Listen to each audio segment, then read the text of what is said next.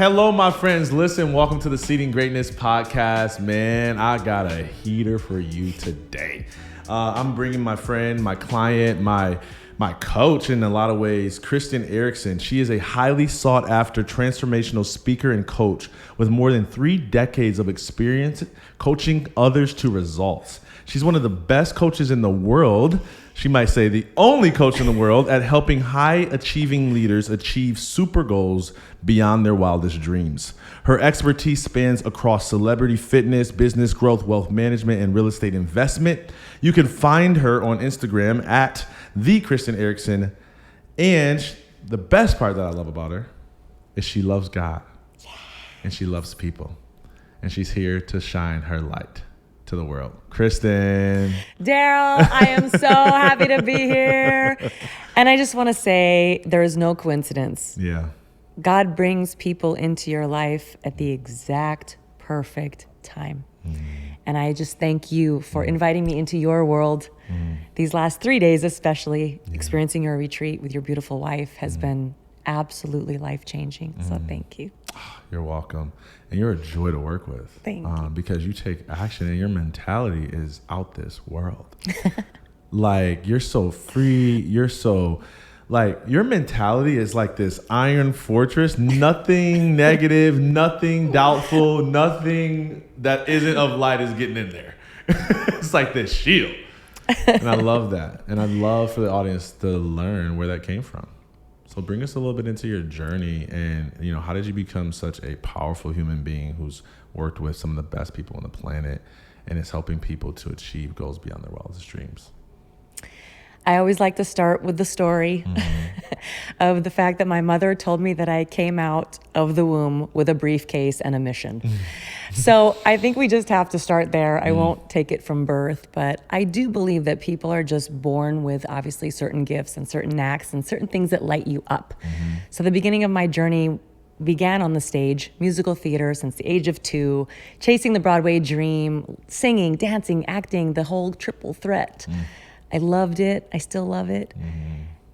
And then it transitioned into naturally coaching. I went through a horrific back injury that took me out of the game of my physicality. My body and movement has always been such a big part of who I am. Moving the spirit through me has always been a thing. So when I got taken out of the game as a result of a really, really bad car accident, that was one of those pivotal moments. But like anything, I was like, well, this too shall pass. We have to get through it. But it became my mission at that point is I went through all of these injuries. I learned a lot from the doctors and the physical therapists that I had been to. So I thought, well, let's turn that pain into purpose. And I dove super, super deep into learning how to fix people's bodies, primarily the lower back, spine, and it turned into personal training, some body work, kinesiology, so on and so forth. That was a 25-year journey of just diving deep into the fitness industry, learning anatomy and physiology and how the body really, really works. Fast forward, the body's only one part. Well, how did you learn? How did you start training celebrities? Oh my gosh. So I had a doctor in California. I went to Pepperdine University on a musical theater scholarship. And I was invited to an office to basically do an interview to capture my expertise. And he was looking for a fitness expert. Well, it just so happened to be that he was in Malibu. So like anything, a lot of celebrities live in Malibu. And once you get one celebrity, if they have received results from you, they tell a friend. Yeah. So that's really where it was birthed. Yeah. So like it just came to you. And you served them well, and then you became the referral person. Yeah. What was that like? Take me into that world a bit. Like, I don't know that side of you as much. And what was life like for you when you were training? Definitely. It's interesting how decisions that I made then as a very young woman, 19 years old at the time, I was working at a physical therapy clinic, and Nick Nolte happened to walk into our office to, needed some physical therapy. And he asked, well, doesn't anybody do fitness training and massage therapy here? Well, I was a freshman or sophomore in college, and I did not have my degree at that point. I did not have my license. I didn't have any of what I had later on. And I just instinctively said, yes, I do. Of course. So before I knew it, Nick Nolte was one of my first celebrity clients. Oh, geez. And then I just figured it out as I went. Literally, it's that simple. Wow. But I turned it into a really wonderful craft, and I enjoyed fixing people, getting people out of pain. Or, if it was I had Linda Hamilton as a client as well, coming off of injury and getting her back into the shape that she was used to from Terminator 2. So just a joy to watch people transform. Right. Yeah. Man, I don't. And by the way, I don't know if they can see, but can I say your age on the podcast? Of course. Let's go. Tell them how old you are. I don't want to say it. I am 50. Let's Okay. go. So she's 50. And she has a freaking 6-pack. Maybe it's a 4-pack right now. Oh, okay. I'll trade you my none for your 4. But that's freaking epic, Kristin. It's it takes discipline and consistency. So like you've been doing this your entire life. And let me just ask you, because I want to get back to the story, but like, how are you able to stay so disciplined? How am I able to stay so disciplined? It's not something I actually think about. It's interesting you ask that, because it's been a habit of mine literally since I can remember. As a little girl, I started dance at the age of 2. So you always had to go to dance class. Then it was gymnastics. You always had to go to gymnastics. Then you had to go to theater and vocal. And I played 5 instruments. So I was always in a rehearsal. And I think just the discipline of that. And then as I became a competitive gymnast, a professional dancer, when you're on stage, in a leotard, you're pretty much going to want to eat healthy. It's more difficult to move if your body is not healthy and strong, obviously. So, I mean, that came with some pros, but it also came with some cons. The pressure of that. At a young age, I went through some anorexia, eating disorders, like a lot of gymnasts and dancers. Wow. But it's all part of the story. Yeah. It's all part of it. Beautiful. So, you did this for 25 years. And then what happened next? The world stopped, 2020. And I was faced with a huge decision. All I knew at that point in my life was fitness. All anybody knew me for at that point in my life was fitness. I'd climbed to the top of the ladder in that world. One of the best. I do consider myself that. I was a master at what I did. And now I'm faced with, how do I reinvent myself? How do I make money? After building a business for so many years and gaining the credibility. And the simplest way that I can say of how I made that decision was I dropped to my knees in my kitchen. I raised my arms and I said, I surrender. I don't know what to do. I don't have the strength. Just use me. And that was that moment in time that changed the complete trajectory of where I was then to where I am today. Yeah. That's powerful. And so from there, you had this moment of surrender. And how did you get to what you do today?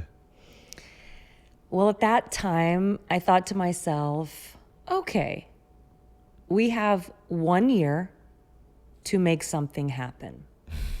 Thankfully, I learned from the financial crash in 2008 when I was living in New York City that it is always wise to have about 1 year's worth of liquid savings.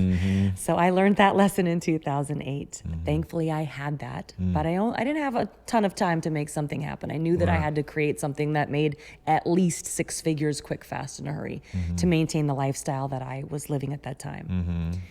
And thankfully, I decided, well, fitness and finance kind of speak the same language. You got to start young, you got to stay consistent, and you got to stick to the plan. Because if you do that, if you work the work works, right? If you work the plan, it works. Yeah. So I ended up in the financial services as one of 9% of female advisors nationwide. Oh, wow. Wow. So most people would look at that as, wow, the odds are really stacked against you. But I've always had this knack of seeing, well, no, but that's actually an opportunity. There needs to be more women. There needs to be more female financial advisors. So I took the bull by the horns and one foot in front of the other, made it happen. Okay. So then you started to have success in the financial industry, and then you're coaching clients always. At what point do you start to get into this trajectory of speaking and in this lane of super goal achievement? Very good question. So I've always been a speaker. Yeah. Because I grew up on the stage. That's true. But as I always say, I was speaking someone else's lines. I was so used to reading a script. I was so used to playing a character. I was fortunate enough to land some wonderful roles throughout my career in theater, and I often had the lead, so there's a lot of pressure. But there was a moment in time in 2021 where I was sitting in the shadows at an event with my soon-to-be husband, and I felt so empty. And I thought to myself, something is missing. And I watched this vibrant young woman get up on the stage in a neon yellow dress and Christian Louboutin shoes and said, "Okay, people, get up. I don't do low energy." And I thought to myself, I'm in the right room, but I need to be on that stage also. Because when she shared her story was my story. So that led me to you and a few others prior to you, not knowing that there's a way to speak my own lines. There's a way to convey who I am. I'm not a character. I'm Kristin Ericksen. But I had lost her in the characters that I had played for so many years in my life. So good. You mentioned us meeting. Obviously, you just did your TEDx. When was that? 2 weeks ago? 2.5. Crushed it. Thank you. Did her TEDx Buckhead Ave, led by Tasha White. Theme, the audacity of she. Why women are the future of leadership in the age of artificial and emotional intelligence. Nailed it. Talk to us about that concept and why you're so excited about it. There is a time and a season for everything. There is a time to be buried. Or as I say, planted. There's a time to grow. And there's a time to reap the harvest. So landing on that red dot was a culmination of so many seeds planted over so many years in so many different grounds, some fruitful, some not. And when that title came across the stage, I thought to myself, this is that moment in time that no matter what, it will be my stage because it's simply my time. I've been in male-dominated businesses my entire life. I've seen the dynamics between men and women, things that work and things that don't work. I've seen success. I've seen some failures. I know what works. I know what doesn't. And I thought to myself, I have to be the voice for other people that need to hear this message. Because as artificial intelligence progresses, humanity is what is going to be needed the most. I agree with that. So I'm curious. Something you said, I've seen what works, I've seen what doesn't work. What have you seen work and what have you seen that doesn't? Well, for decades, leadership has been built on one model, command and control. But today's most powerful leaders don't command, they connect. Amen. They don't try to control people, they inspire them. So as we enter into this new age of artificial intelligence, we are standing at a crucial point for leadership. And it's not a matter of another I am woman, hear me roar talk. That's not what it's about. It is about creating a win-win situation for women to rise alongside with the men who understand that we have to evolve in leadership. There are no more command and control that does not work with people anymore. That's true. To truly, truly, truly make an impact and truly make a difference. Yep. I There's agree. one thing to motivate. There's a whole nother thing to transform. Yep. I totally get that. Oh man, this is good. I want to get into some of the Supergo stuff because I just think it's great. And we had the opportunity to spend this weekend like really diving deep into like your own life. And I think the best teachers and the best communicators are those who practice what they preach. For me, if you're not living what you say, you shouldn't be saying it. And so for you, you live this, you breathe this, you are this. So you've had tons of time where you've accomplished amazing things, defied all odds because of how you showed up consistently. So can you tell us one of those stories of a time where you achieved something really significant and how you did that? Yes. I once heard a story about the feather, the brick, and the brick wall. And that's why I wore my little feather in my cap today. And the feather represents God's little whisper of, you might want to change a few things. Just a little whisper, like, psst. And if you don't listen, he'll then throw a brick in your face. Okay. And when I tell you the amounts of bricks I had thrown in my face, yeah, I couldn't quite figure it out yet.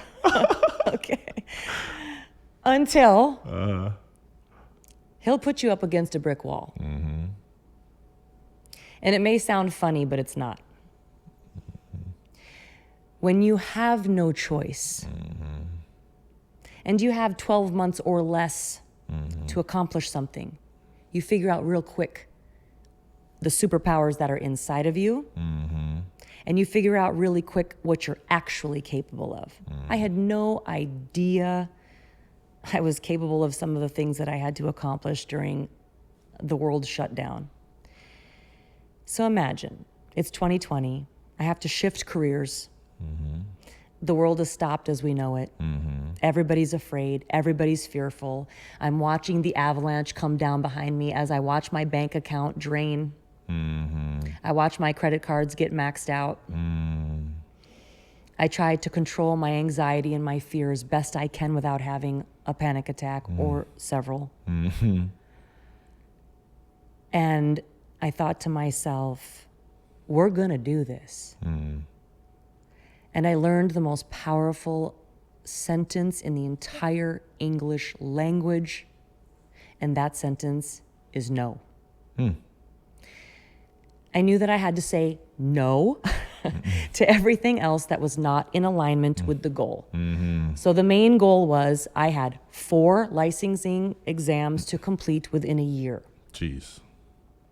All while I learn an entirely, completely new business. So let me get this straight. I'm teaching you how to do squats and lunges, and now I have to create a financial plan for you? Sure, I'll be right there. And it was a humble pie pill that I had to take because it was very, very, very difficult for me to go from the top of my game to the bottom of the totem pole. And as a woman, it was even more difficult. Thankfully, I had an incredible mentor step in and say, I'm not going to give you a handout, but I'm going to give you a hand up. Come on over here. I'm going to take you under my wing and let's go. When I tell you, Darryll, the hours that I put in studying, even while I was in the shower, listening to things that I needed to learn in the financial services, concepts that I had never heard of before, things that I never even, my parents didn't understand that language, financial literacy. What the heck is that?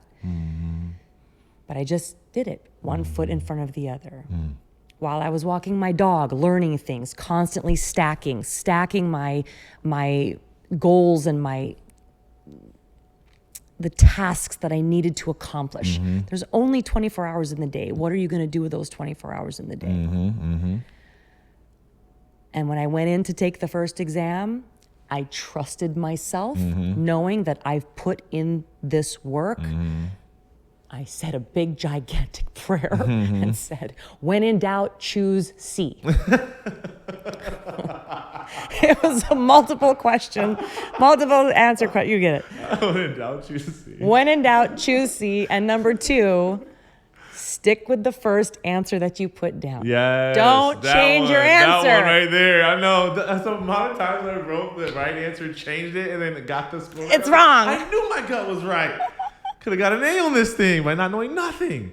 Anyways, yes. Okay. I'm with So you. test number 1, you wait. You push submit and you wait and you wait and you wait and you wait and you wait and you close your eyes and you pray. You look up, nothing. You would do it again. Finally, pass. Good. Check 1. I did 1. Boom. Go back to the drawing board. Same concept. Yeah. Rinse, repeat. 3 more exams that I had to do every single time. Got it. Boom, And boom, still boom, boom, having boom. to sell and close clients during the time? Still having to learn the industry. Right. Build a book of business. And not even fully certified. Not fully certified. Have conversations with people that were foreign to me. However, the way that the financial brokerage was set up was I could do joint work with somebody and borrow their knowledge of 20, 30, 40 years. Yeah, I get that. So that was good. Jeez, man. was- In the middle of COVID. Yes. Wow. Trying to get people to help you or allow you to help them financially invest and grow their wealth. When all they're thinking about is, where is my money? Right. My money. I lost my business. So many people that lost their businesses. Exactly. At that That's time. what I'm like, Fearful. holy cow. Like, what a tall order. As a woman, coaching finances, who was a fitness trainer, it's not like you were like sitting on 10 million and you're like, let me show you how to do this. It was like, no, you're just fresh out of squats. Wow. And that mentality and that focus and that discipline. It's like your life has prepared you for that moment. For sure. What do you think that you do that other people who don't do the exceptional don't do? Several things. Several things.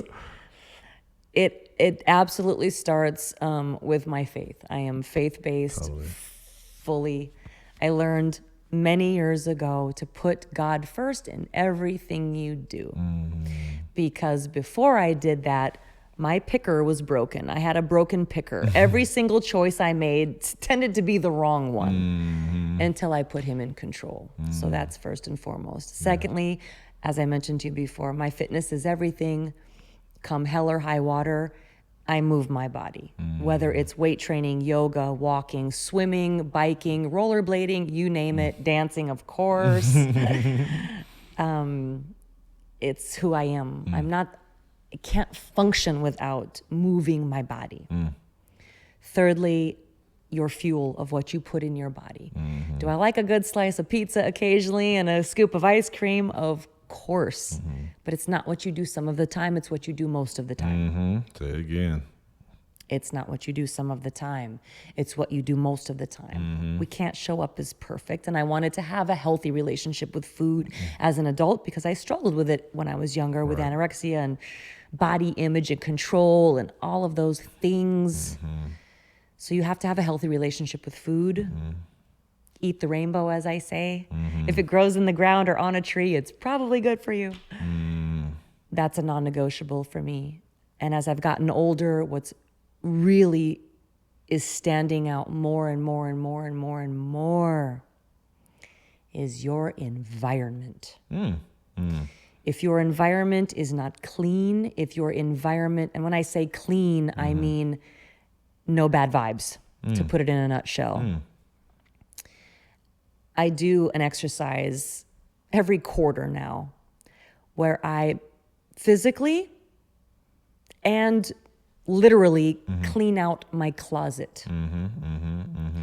Who's coming with me to the next level and who's not? And that may sound harsh, but if you're around me and you're not leveling up, I'm not staying here. Yeah. The train has left the station. Choo choo. Are you going to get on or not? Because I'm leaving. Choo choo.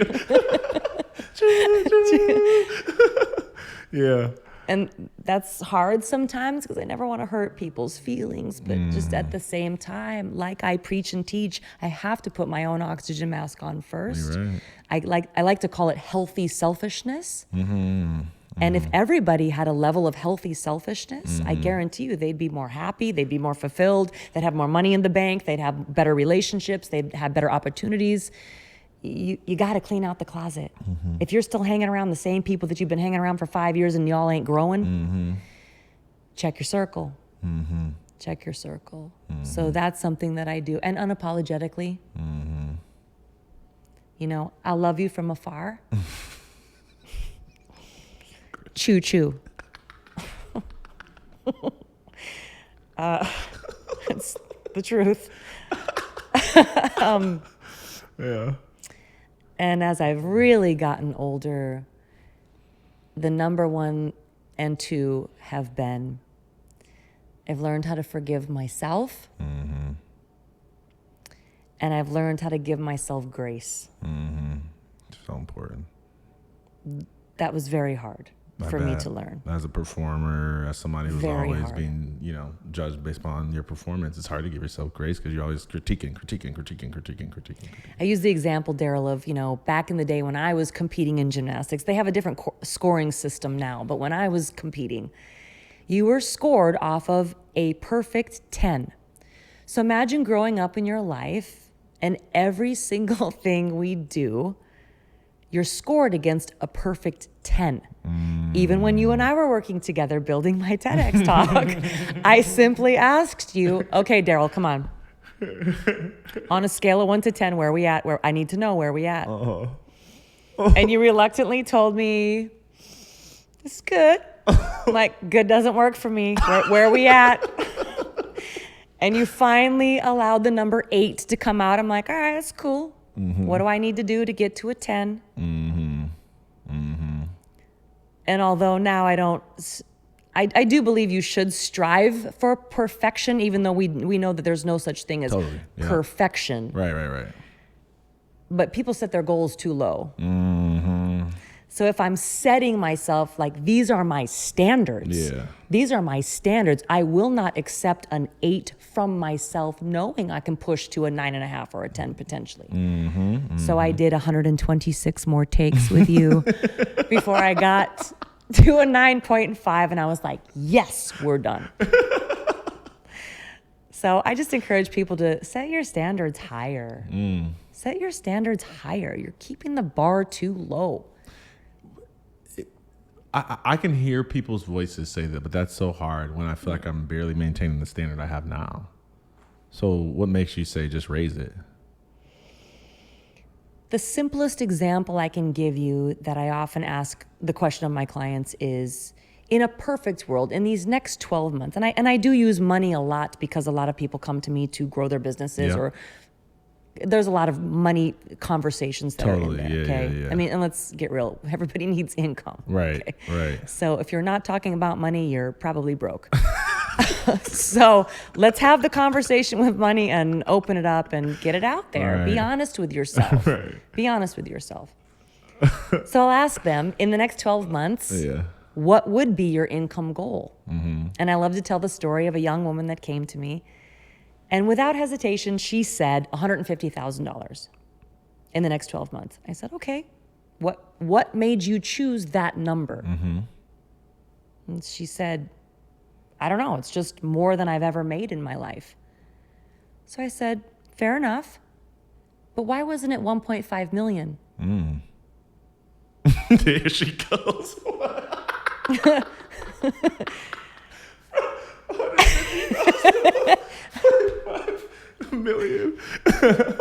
Why are you the point is, why are you limiting yourself? 1.5 million in a year? I mean, you could literally see her brain go. But she looked at me and she said, wow, I would have never thought of that number because I never thought I would be able to see that number. Now, she didn't reach 1.5 million, but she did close a deal. She was in the financial services, young woman. I believe it was $265,000 or $285,000 plan. So it was the most that she'd ever been paid. So the point of the matter is, if you're setting your bar at 150,000, but you're not thinking 1.5 million, she would have never hit that mark. Right.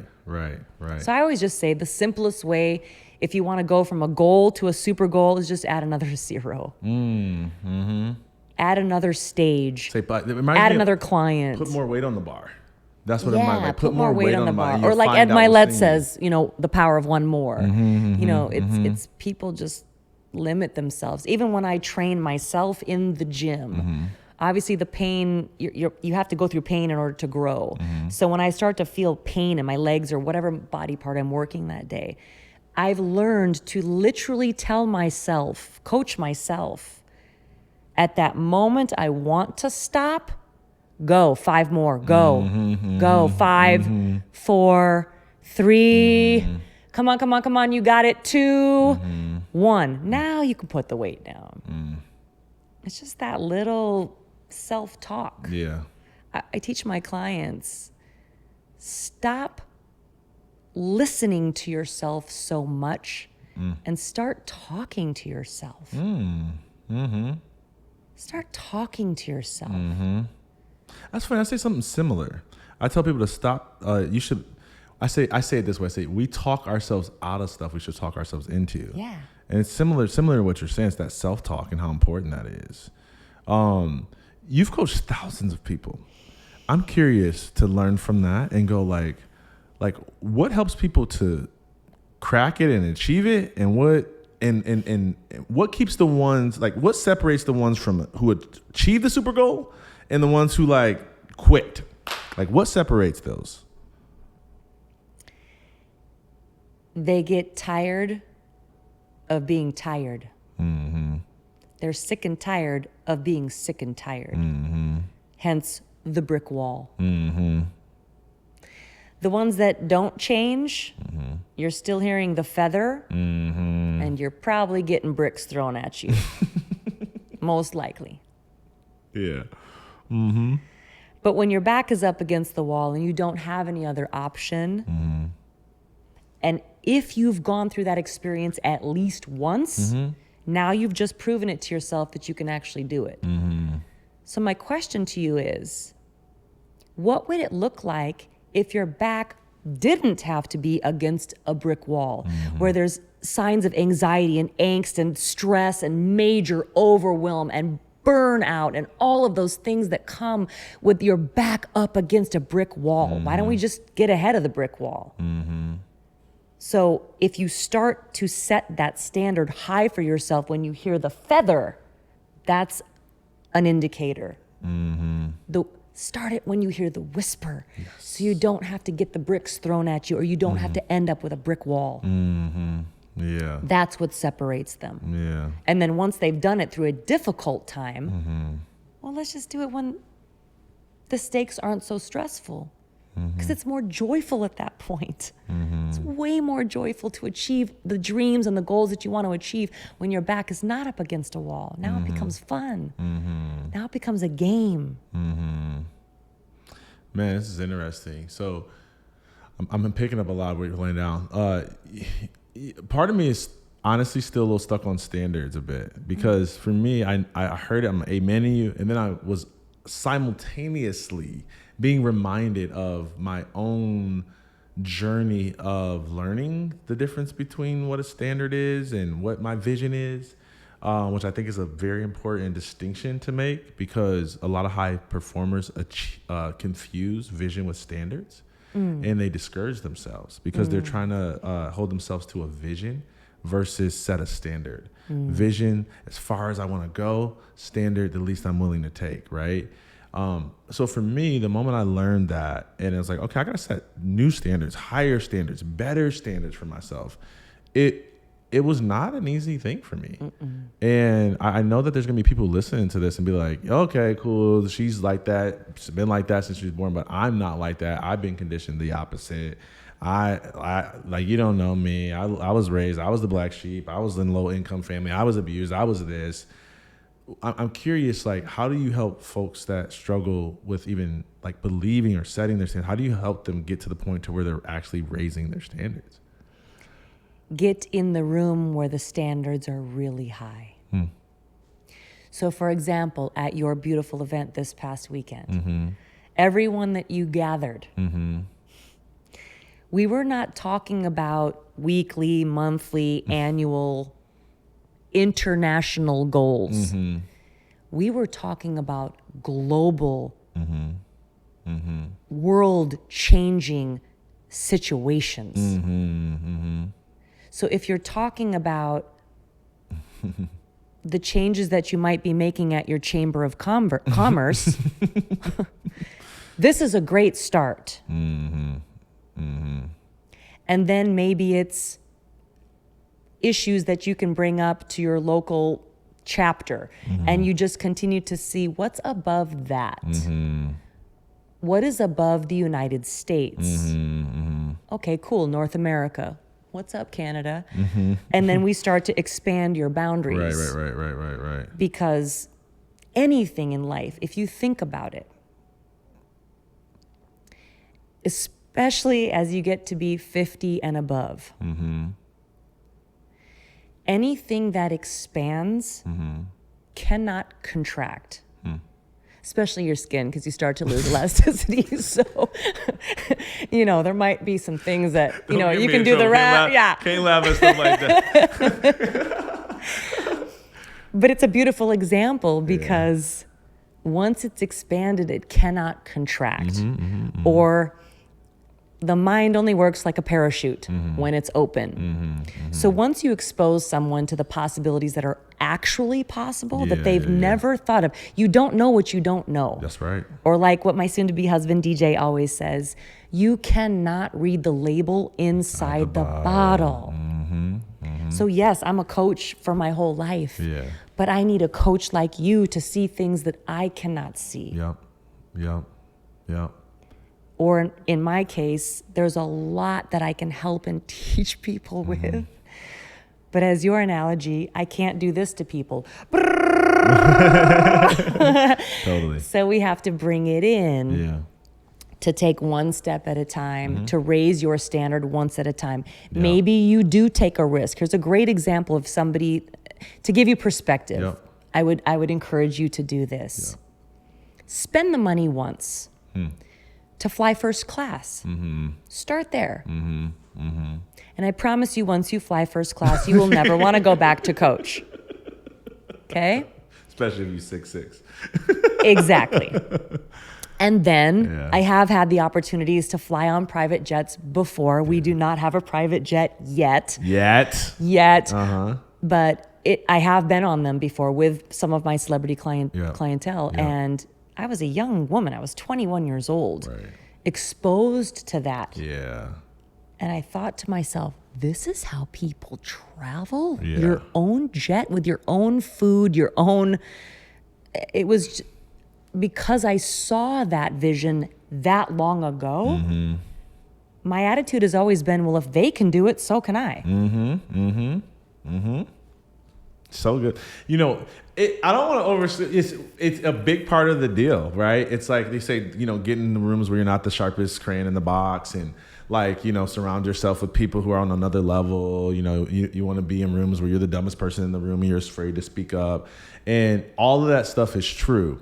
And, for me, I don't even think a lot of coaches and entrepreneurs realize that there's a whole group of people out there who have no idea about this personal development side of things. And all of these, spaces and these mindset things and how you can transform your life. I was like that. I did not know a darn thing. So when people were like, you're the average of the 5 people that you surround yourself with, put yourself in different environments, raise your standards, do all that stuff. I'm like, how does this work? What? Do I just go to all my, the people that are more wealthy and say, will you be my friend? I don't understand how it actually works. Now, you said that you start to see if they can do it, I can do it too. I think that is one of the most underutilized strategies for people to transform their life. I don't think people realize how much they have limitations because of how they see themselves. Their perspective is limiting their possibilities.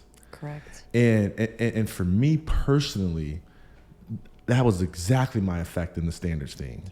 I always tell a story about, for me, it was, I was eating dinner with a family, me and my wife. They took us out to dinner. Nice, fancy, one of the best steak houses in Metro Atlanta. And we're sitting there and we're eating dinner. And we all ordered big, giant steaks. They had all these appetizer stuff. And we finished our food. I ate all my food. And I don't think my man's took like 2 or 3 maybe bites of his steak. Like, he didn't eat a lot of that steak. And we get ready to leave, and he doesn't get a to-go box. Now, I'm sitting here looking like, this is like a $200 steak? He's leaving $200 on the table. Number one, it's good. I want the food. Number two, it's like expensive. And when am I ever going to be able to have a $200 steak? And I wanted to go package it up in a box. But there was something in me that was like, hold on a second, Darryll. Something's happening here. Why do they not feel as worried about this as you do? And they paid for it. And it was this moment of me realizing, oh, I have a scarcity mindset. Yep. And the crazy thing is, the people that were feeding us wasn't smarter. They weren't more talented. Nope. And I said, if they can do it, I can do it. Yeah. I just got to stop thinking that I have to salvage every scrap because there's not enough. So what you're describing is very powerful. And I think if people start to understand, like, you know, when you get around people, because all the reason why we think we can't do something is because we think people they got some advantage, they special, they got some sauce, they got something that we don't have. And we start seeing like, oh my God, actually, I don't even know how they have the money that they have. Exactly. If they can do it, I gotta be able to do it. Like, first time I heard somebody speak and they were getting 20K, and I was like, oh my gosh, I need to get no K. I was like, I need to be paid 100K. If that's worth 20, I need 100. Association, exposure. Mm-hmm. And so I just want to overemphasize that because it's such an important part of the process, okay? And then you also said something about being coached. And you and I know, because we've been coached all of our lives, the power and the importance of that. But I'd love for you just to speak to the power and the importance of having a coach, and why someone like you, who's spent hundreds of thousands of dollars, probably millions at this point, in personal development, why do you still hire coaches? For the same reason that LeBron James spends $1.5 million a year on coaches. Mm-hmm.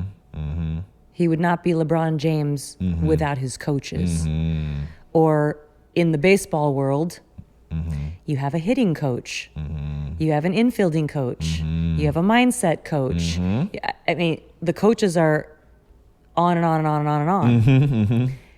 And sadly, I had a coach tell me one time that I didn't need more coaches.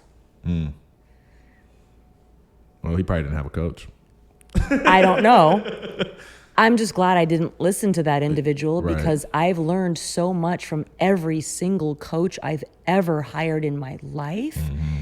And I think the other important part of it is you're going to, when the student is ready, the teacher shows up. Yep. And every single coach I've ever had has always added some kind of value, no question. But then it's probably time for a new season. And sometimes it might be time for a new coach or a different coach to add a different perspective. I will share with you, prior to this TEDx journey, I've had 4 coaches that have to do with speaking or stage. 4 of you.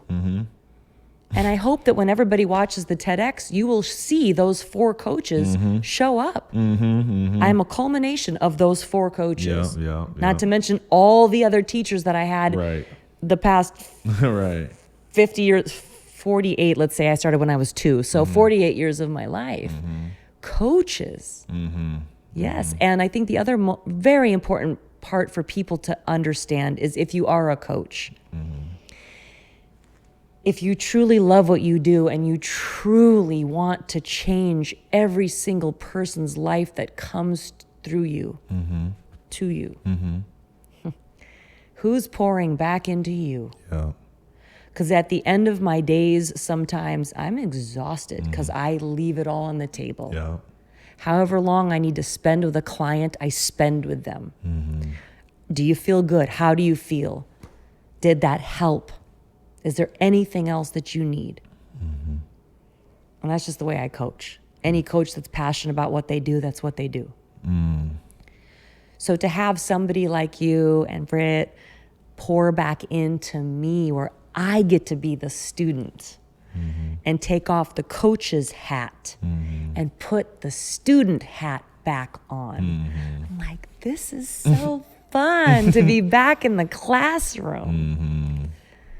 Even my acting coach, which helped me with certain stage delivery lines that I would say, to be back with Toby being and witnessing his acting class brought me back to the days of acting. And I'm like, this is so fun to go back to the drawing board. I'm sure you understand. No matter any master at what they do, they never lose sight of the basics. Yeah. Say that. Say back, that twice for the tape. Go back to the basics. To the basics. Never lose your foundation. Never. Never forget the basics. Never. Because the basics are what built the empire. Yeah. Totally. Like, it's crazy because in sports, it makes so much sense. Yeah. But in business, people try to all the time skip the basics and learn the new thing. And one of my old coaches used to say, people always want to do what's new. They don't want to do what's necessary. And I was like, amen, sister. That's such a good point because it's shiny object syndrome or this new trend or this feels great. And they're not spending the time and the discipline to continually, consistently do the basics, which is most times outreach and sales, right? Marketing, sales, fulfillment, right? Get your message out there. Make sure you're closing your deals. Make sure you're fulfilling on what you sold, right? Like those are the basics. And there's a depth to the basics. I tell this to people all the time. Steph Curry is one of the best three-point shooters of all time. And my man's still starts right in front of the rim. Get my motion right. Let me practice the flick of my wrist. He's practicing the flick of his wrist. It's the basics. Yeah. It's not like this new shooting technique. It's not a new dribble combination. It's the basics. I'll share this story with you because it's speaking to something that I witnessed when I used to work at a country club. And they did a competition between all the personal trainers, of which we were all of different ages, different backgrounds, different athletic everything. Most of us had been former athletes. And I did not participate because I just wanted to protect my back. My mental would kick in and I would get too competitive and I'd end up hurting myself. So I didn't want to do that. But I witnessed a woman who was a personal trainer in her mid-50s at the time. Great shape. She was a stud. And this other guy who just looked like a specimen. Like he came out just like this specimen. But he was half her age. She crushed it. Only because she had more reps. If you looked, you would think, oh, well, of course he has the advantage. He's bigger, faster, stronger, he's younger. Nope. Ate him up. How many push-ups you want? I think she busted out like 55 push-ups and he was struggling at like 30. Even though it appeared that he would be the winner. Yeah. Nope. Don't rule out the reps. I know. Don't rule out the reps. Totally. The reps is another basic principle. Yeah. Just reps. How much are you actually repping sales calls, mocking, getting on an actual sales call? How much are you repping your marketing? How much are you repping? Like how many clients are you serving? Oh, serve some for free, get them results. Like get your reps in, because if you get better at doing your craft, you'll always be in demand. Always. Like greatness does not go without demand. So this is so good. I could talk to you all day. Same. Here, I want to start to land this plane, and I want to ask you this question. What do you want people to remember you for?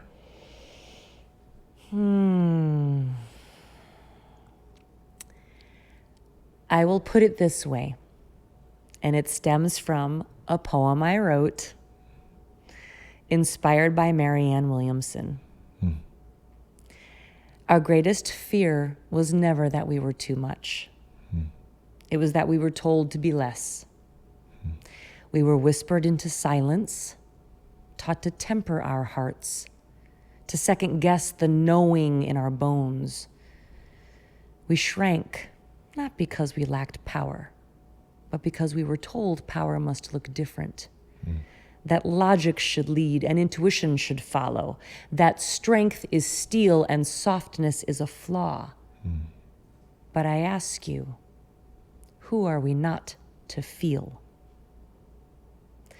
And wrapped in that nutshell of that blurb of part of the poem,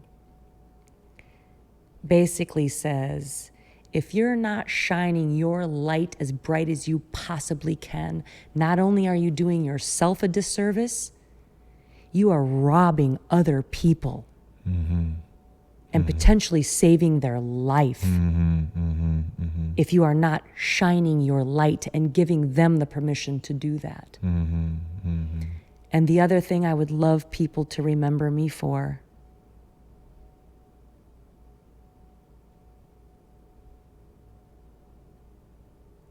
I don't care how many times you've been kicked to the ground. Get back up, dust yourself off, and we can begin again. Because if you continue to get kicked to the ground, chances are there's something you need to learn while your face is in the dirt. And God will continue to give you that test until you pass it. That's so good, man. I'm like, I got ADD, right? So I'm listening to you. And then I was just thinking about my guy, Lil Russell. I was listening to this on GT Coupe that he had, and he's like, I used to roll the city in the GT Coupe. Got repossessed, I was hurting. I quit my job, I was working. Invested in myself, I was certain. Knew that I would blow. Took a risk, $5K into the show. I lost $1,500 at the door. So see, when you a boss, that's how it goes. Man, I lost everything but hope. Yes. Like, man, it's just, so the ability to respond when you're at the bottom and still keep going. They say the name of the game is to stay in the game. And that's what you're describing. Kristin, you're a beast. I love you. I love you. I love to ask this just for the recording. What does seeding greatness mean to you?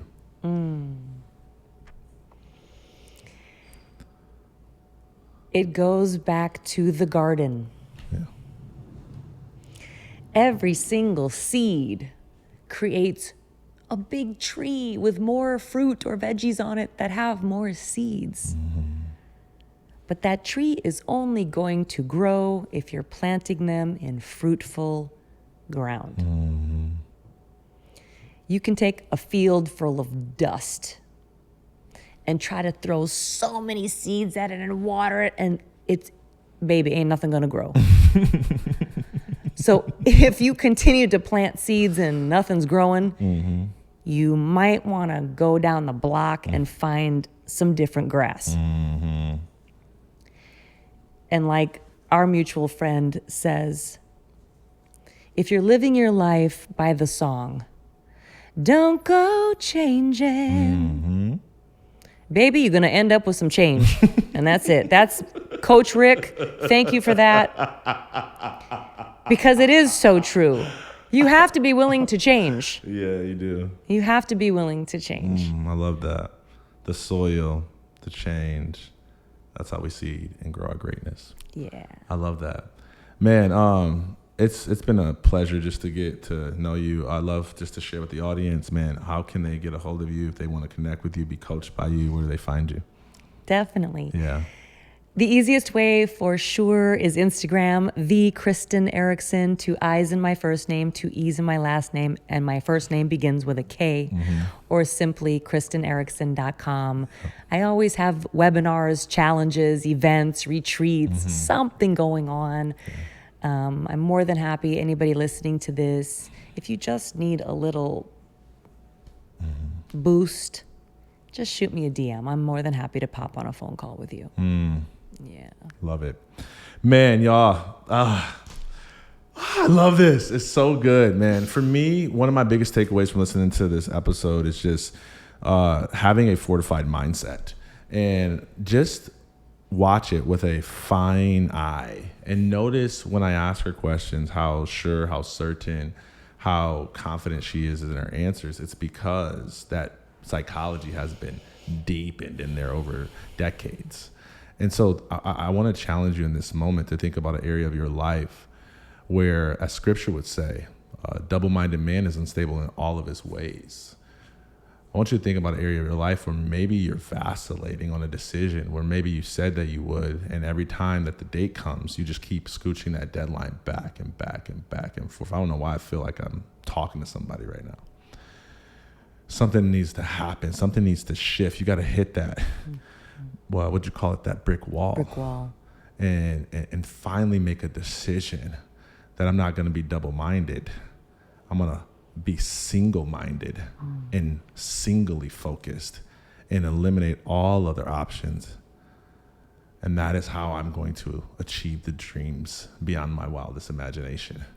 That is the power of our mind and the power of our choice and the power that God has given us with free will to make a decision. So go do that today. And while you're at it, make another decision. Go like, subscribe, and share the podcast. We always want to sow seeds of greatness into the world and get this message out to as many people as it can help. So do us a favor, go share it. If it blessed you, share it with others. Love you so much. Make sure you reach out to us and share your success. We love to celebrate you. Until next time, make sure you keep sowing seeds of greatness. Peace.